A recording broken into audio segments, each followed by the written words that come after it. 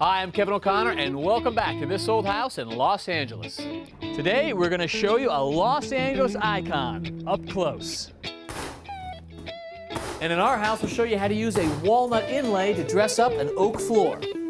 And we'll show you how you can have a garden like this without using much water. And on the back balcony, we're using terracotta tile to get that great Spanish look.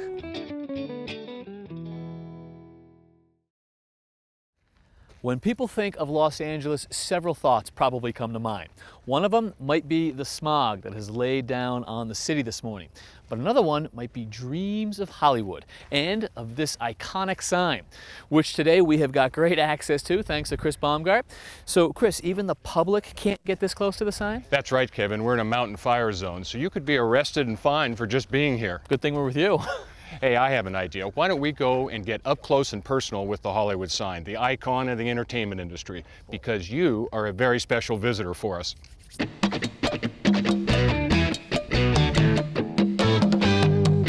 Chris, these are some exquisite views from up here.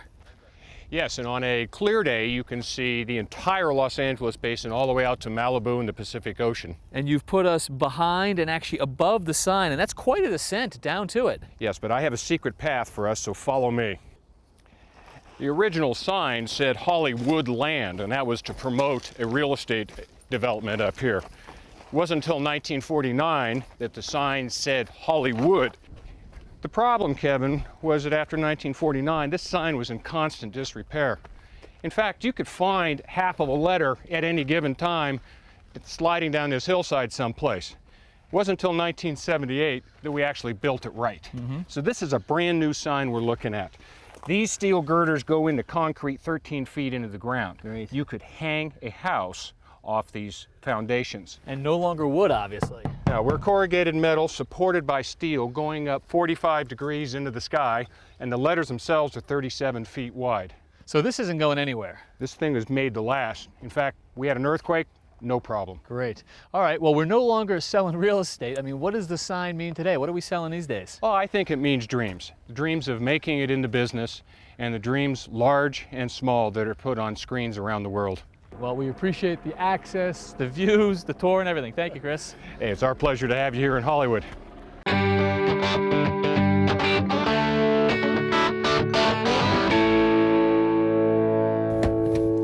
Last time when we were at the project house, we were wrapping up the stucco on the front. And now that it's complete, you can see just how beautiful it is. It's all handwork done by Alfonso Garcia.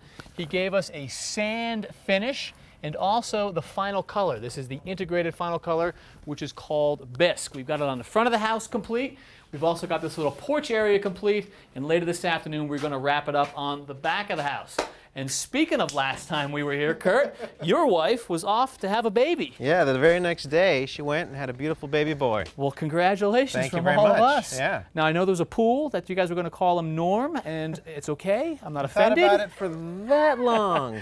Well, congratulations. That's great news. Yeah, thank you very much. We're really happy. But back to business. Yeah. I walk in to the front yard, and I didn't know that we had a demolition project slated for out back. What's going on with this? This is a pile of stuff, isn't it? It is a pile of stuff. It's a pile of broken up concrete, and you've just left it in the front yard. Is there a story? Our landscape designer, Melanie Williams, assures us this will turn into a beautiful hardscape, mingling with the California natives we're planting on the front yard here. So this pile isn't going, this is coming. This is staying. Well, you know what? I'm not going to grill you on it because you're a new father. We'll check with Melanie later today. So you get back to taking care of your family, and we'll get back to taking care of your house. Thanks a lot, Kevin. Congrats, Kurt. Inside, we are going to great lengths to protect the original wood floors, and for good reason. Kurt and Mary love what they've got here. You can see it's an oak floor with this intricate pattern right here and the dark inlay. We've got it in the dining room and the front living room, and it's going to be replicated in the family room. And in fact, Luke Hiller, you're going to be doing that work for us. How are you? Good to see you again. Same here. So tell us about the floor. Oak, but what color? Oak, red oak, select grade, very high quality, long length. You can see that it covers the room one side to the other without any breaks. Walnut inlay. And that inlay really is the distinctive feature of this room. Is this a single length as well? It's got a nice color. It's solid walnut. Yep. You can tell by the color and the tone that this is a natural finish that's left the walnut in a very good state. And how distinctive is this? You see this a lot? Not very often. You'll see this in probably 1 in 20 homes. Right. This kind of bordering, this kind of pattern work, very uncommon, very much showing the interest and the craftsmanship involved in the people who constructed the home originally. That is great to hear. So we've got a lot to think about as we replicate it here in the family room, and we can see that you've already started putting much of it down. Let's talk about what you're putting down. If I could grab a piece here. There you go. It's thin, so we're looking at what, 1.5 inches? This is 1/2 by 1.5 inch, select grade red oak. Tongue and groove. Tongue and groove. We've seen it back east, but not all that common. How common is it for you guys out here to use something this thin? I would say probably in about 90% of the homes built from in the 20s, 30s, and 40s, this was the dimension. Okay. And the process for putting it down, Luke? What you see here, Kevin, is that we're putting it down over 15-pound roofing felt. And this is right on an old subfloor, the original subfloor. Over a 1x6 diagonal original floor to the house, and we're nailing it down. So tell me about this fastener. Basically, it's a 2-inch cleat with a serrated edge and has a metal tang that is not piercing the wood, so it holds the wood down without the ability to release without tearing. And the frequency with which you're putting it down, that 8 inches on center, is it your hope that this floor is not going to move when you're done nailing it down? No, wood always moves. Wood is susceptible to moisture, climate change, heating in the home. Almost anything will change the dimensions of the wood. So we've got, what, you have space around the perimeter here? You leave about 1/2 to 3/4 inch expansion around the edge for the floor to expand and contract seasonally. And we're going to insert a spacer on the next course to allow it to settle into place after install. So this I've never seen before. I call it a penny row, Kevin. Basically what we're doing is we're putting a spacer in the floor because as you're installing, you're compressing the wood and you're really tightening it up. The nail has a lot of force. We're going to pull the pennies out when we're done, and the wood's absolutely going to relax into position at that point. So I've never thought about it before. How thick is a penny? 1/16 of an inch. And that's just the perfect spacer for you. It's the perfect space, so you're giving your floor the best opportunity to not have dimensional problems later on. And if you come over to the corner here, Kevin, you can see Jonathan completing one of the inlaid corner blocks. So he's got a couple pieces of pre-cut walnut, little 45s that he's tapping in there. So those small pieces he actually sets into a bed of adhesive, but he's also going to put a little brad in there to hold them in place. Yeah, about 1.25 inch pin nail.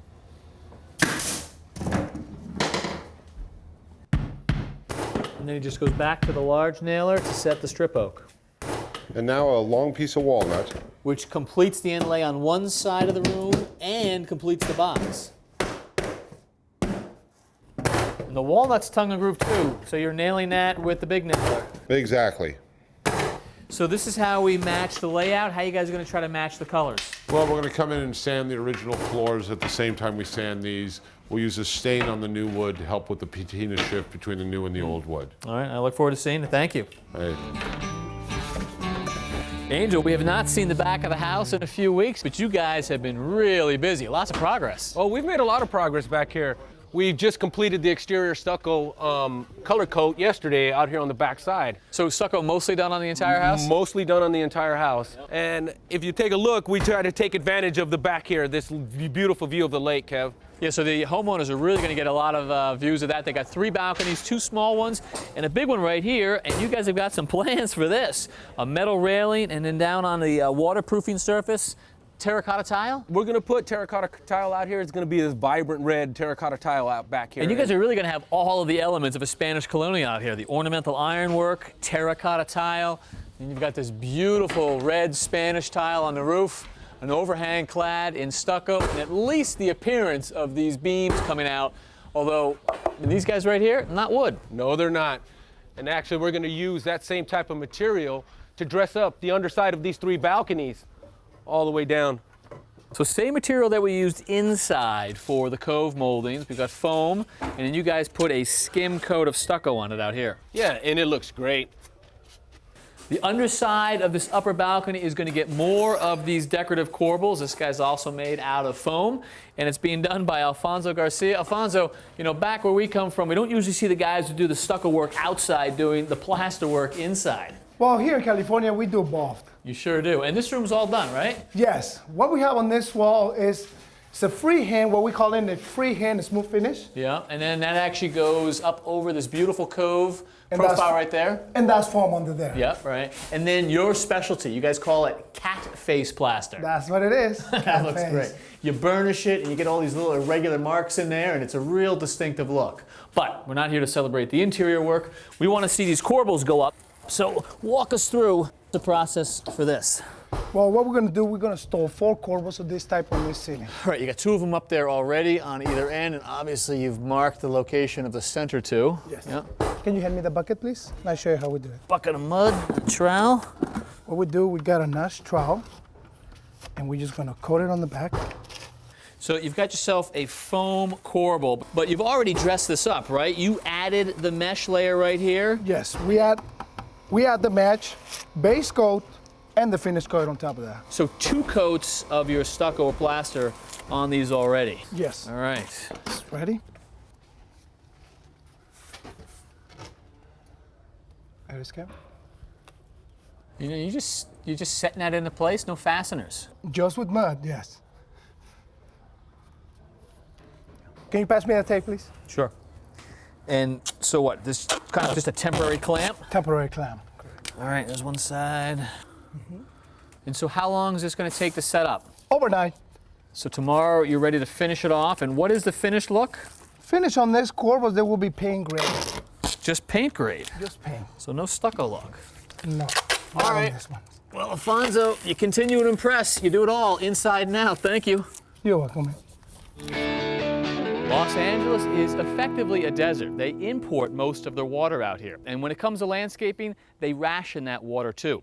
You can't just water your lawn any day of the week.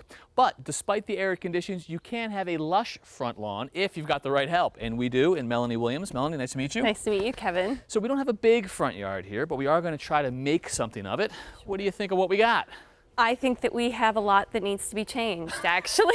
You don't like it, do you? Not so much. Actually, I don't mind the tree. I think the tree is okay. The only problem with the tree is that it takes water and nutrients out of the ground here. Which is why the lawn looks so bad, not to mention all of the construction traffic coming and going. Tell me about it. I would, you know, if it were up to me, I would take out all the lawn. All of it? All of it. But you know that's not going to happen, right? Kurt did say he wanted some lawn. He did mention that, and so we compromised, and there's a 50-50 fescue blend. It's called Marathon, and we're gonna put that in small areas here in the Does that front. do better with water? It does. Great. It Okay. does.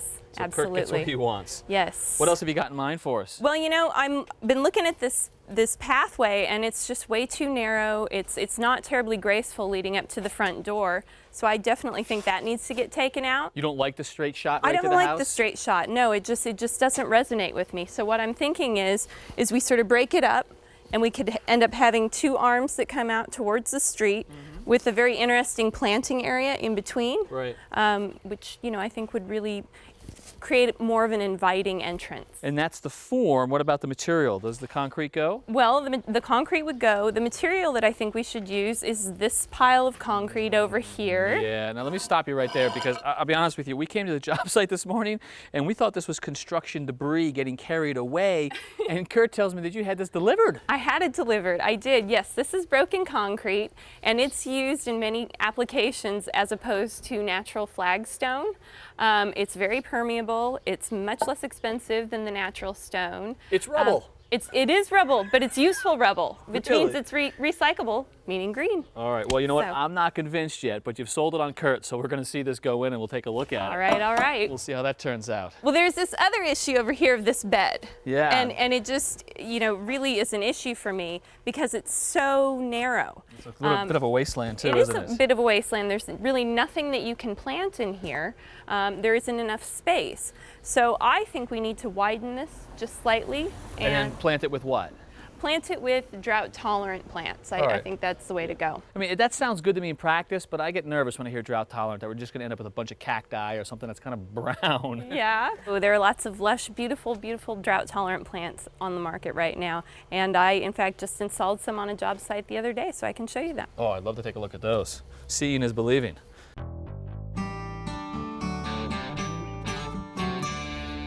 So Kevin, we're here in a neighborhood in Los Angeles called Windsor Square. at a house that I worked on about 1.5 years ago. It's beautiful. Did this installation. There were some pre-existing conditions, such as these 2 Eugenia hedges flanking the front porch. So they stay. They stayed. Some papyrus. This is papyrus. This is papyrus. I've yes. never seen it before. So, it makes me think of ancient Egypt and the first forms of paper. Very Exactly, exactly. Now, these were very mature specimens, and mature specimens require less water. So I felt comfortable leaving those in as opposed to, Right. taking them out. Because you're thinking drought tolerant. Do papyrus generally use a lot of water? They use a lot of water, Okay. absolutely. But once they get mature, they can cope with a little less water. So drought tolerant is always on your mind. How do you explain the lawn? We all know that grass uses a ton of water, and you got quite a bit of it here. We do, we do. The homeowner and I had to compromise. I installed this island of mulch and stones here to lessen the amount of lawn Yep. in the center, and then I also widened all the beds around the lawn Sure. so that we could reduce the amount of lawn there. Okay, so you've got a compromise here. When you could choose a species uninhibited, what did you put in? Well, I put in a species such as this. This is a Formium.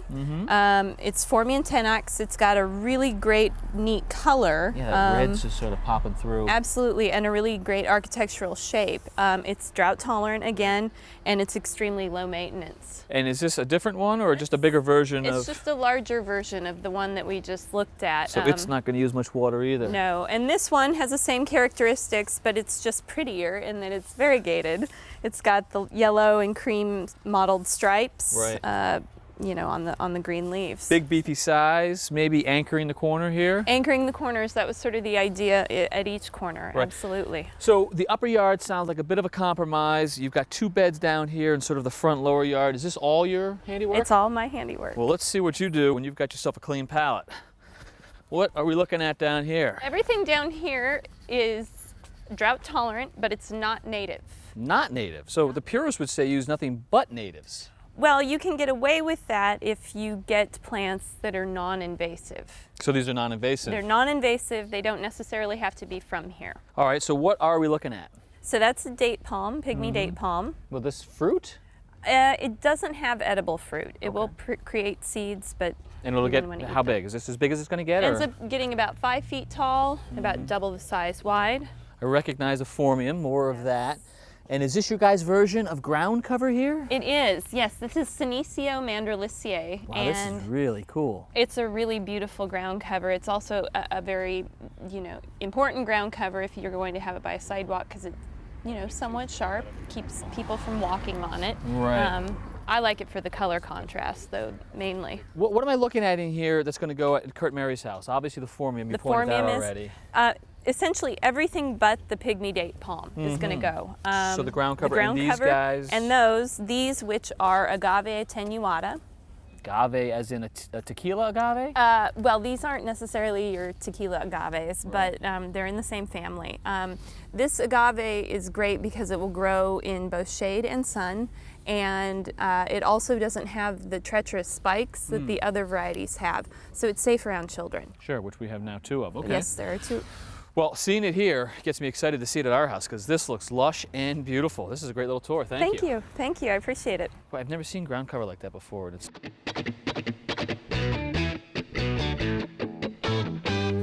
We are trying to accomplish a few things with this renovation. One is a larger kitchen, but we're also trying to open up the house to the backyard. Now you have to remember that this room right here was a small kid's bedroom, and there was a single window going off the back of the house. But not anymore. Have a look at this opening.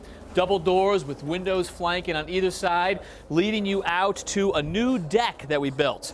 This is about 10 feet by 20, a lot of space, and actually a lot of work went into it, making sure that it was waterproof. We have pitched it away from the house.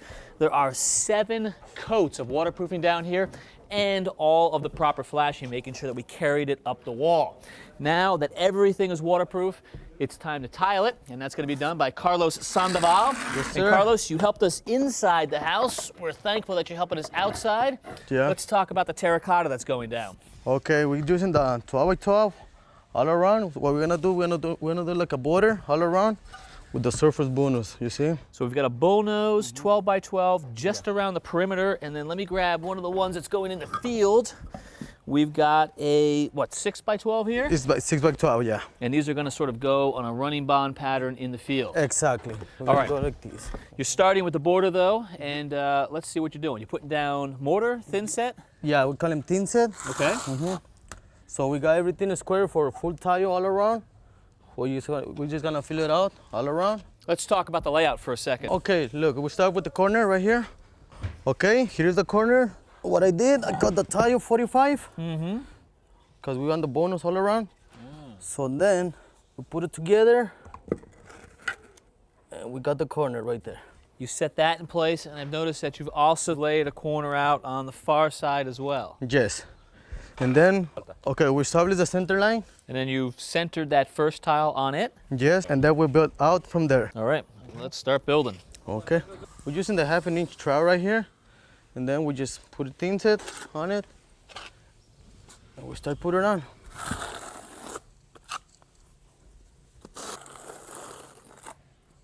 All right, here's a tile. Okay. You're just eyeballing the size of the grout line, Yes. Carlos? Here's another one.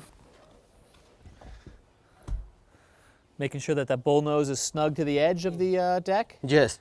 Here you go. And now we just set the corner.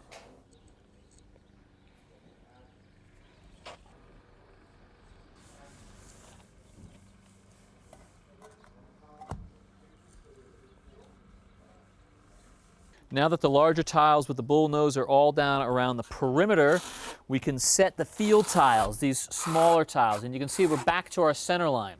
These field tiles are going to straddle that center line, and then we're going to stagger the joints all the way throughout.